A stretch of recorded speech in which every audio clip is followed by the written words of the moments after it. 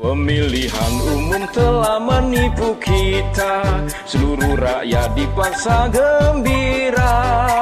Hak demokrasi pura-pura, rakyat kita belum merdeka.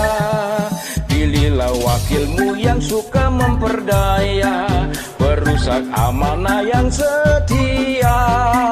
Di bawah undang-undang negara Konoha, kita menuju ke penipuan umum.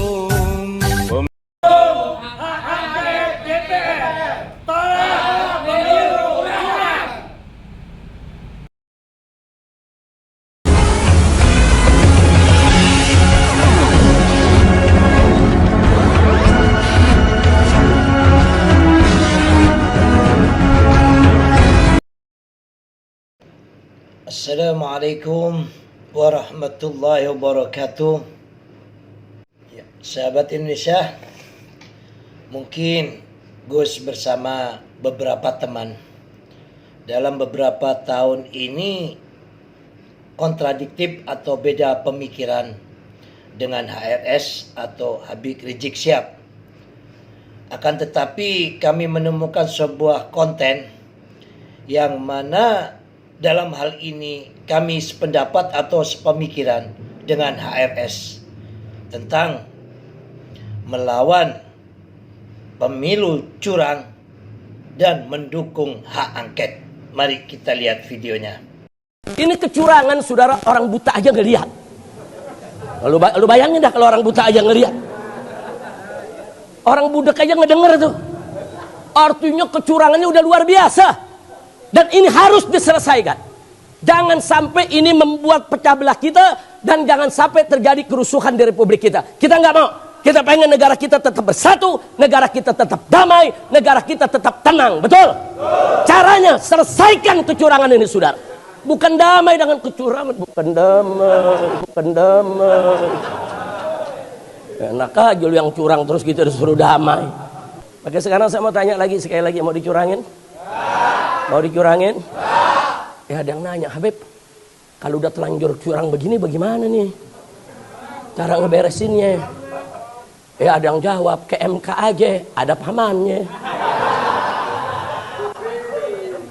Pusing gitu. Iya, kalau ke MK ada siapa? Ada pamannya. Kita bukan nuduh, tapi emang udah fakta kan kemarin. Belum cukup umur dia lewatin. Terus sekarang kita disuruh percaya. Ini dia, sorry ya. Tuh Habib Hanif punya tuh, sorry ya.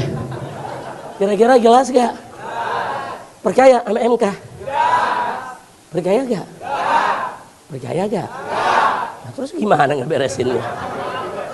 Lu main perang-perang aja lu. Lu provokator kali lu. Ayo gimana, Beb? MK ada pamannya, saudara. Nah, sekarang bagaimana caranya? Ada, saudara.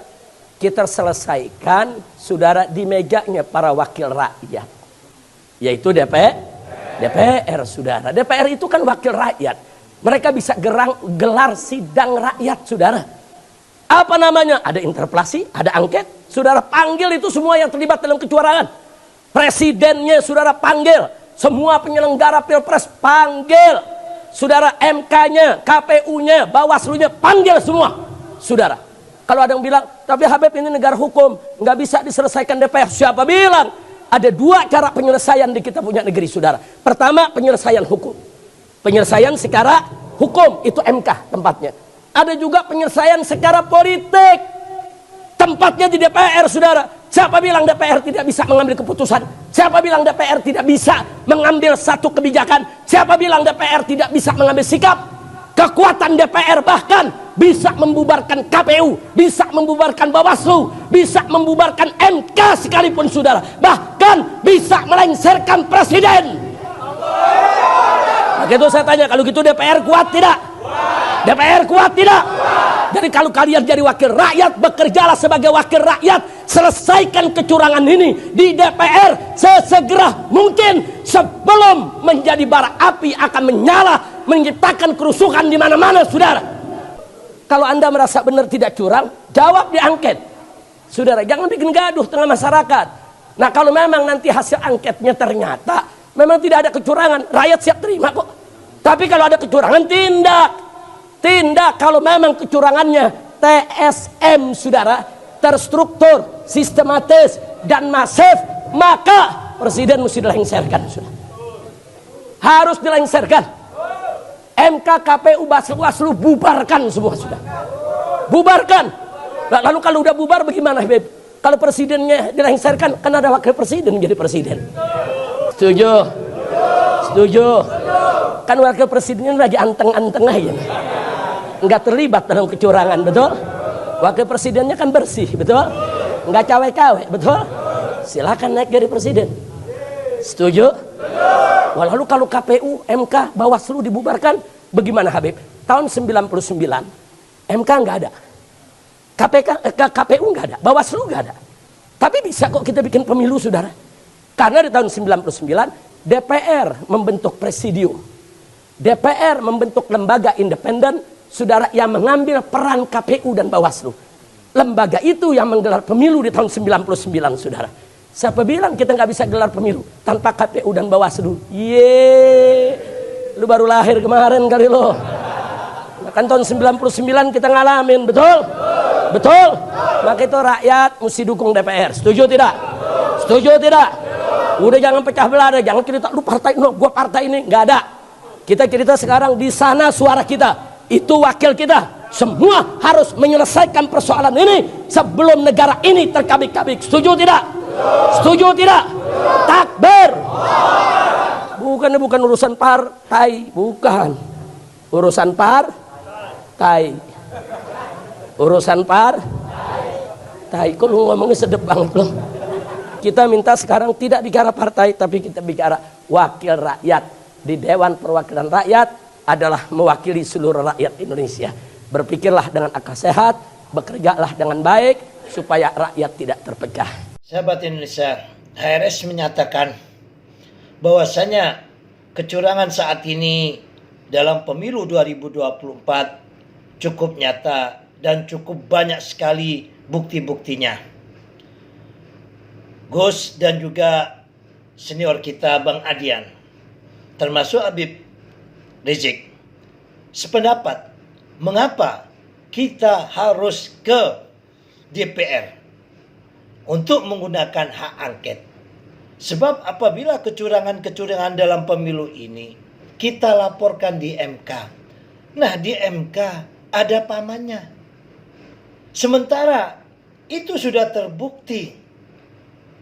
Sampai-sampai MK mengadili atau membawa ke kode etik tentang pencalonan sang anak oleh paman ini, yang mana umurnya belum cukup, dan banyak sekali kritikan-kritikan yang ada, akan tetapi tidak digubris, bahkan tetap terus melaju menjadi calon wakil presiden.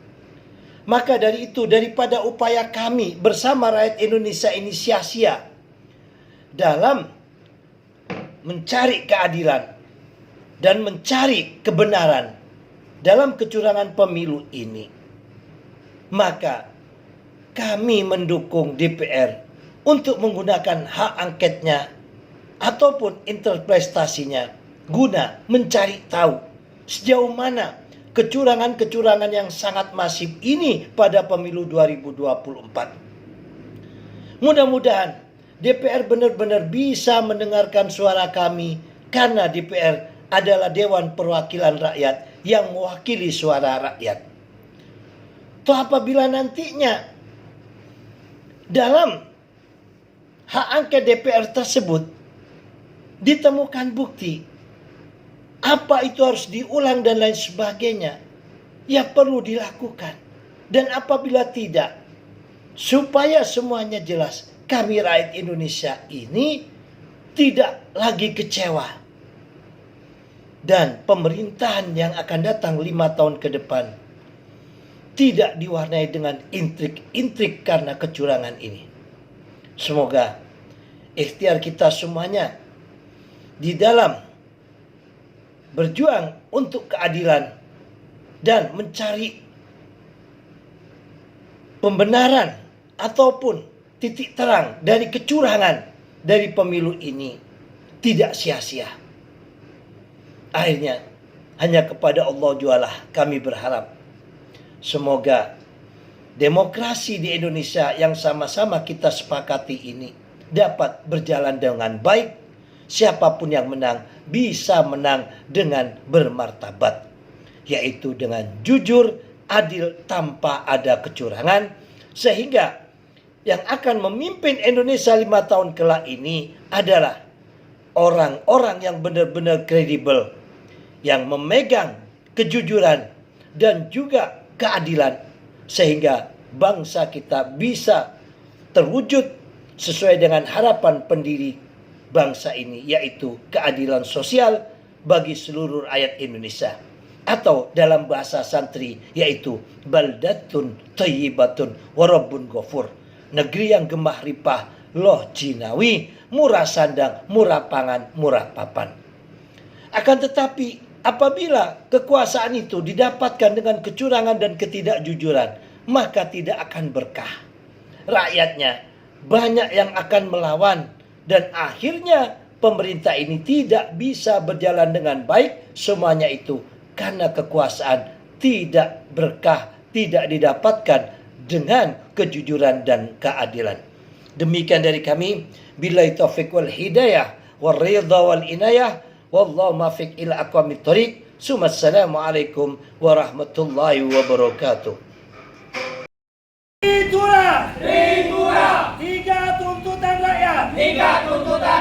Satu, turunkan harga beras dan sembako. Dua, tolak pemilu curang. Tiga, laksanakan hak angket DPR.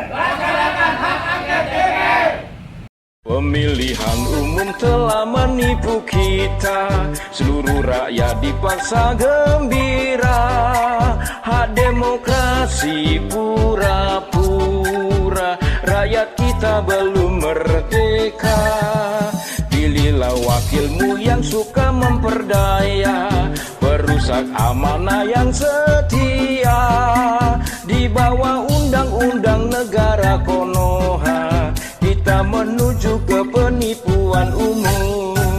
Pemilihan umum telah menipu kita, seluruh rakyat dipaksa gembira. Hak demokrasi pura-pura, rakyat kita belum merdeka. Pilihlah wakilmu yang suka memperdaya, perusak amanah yang setia.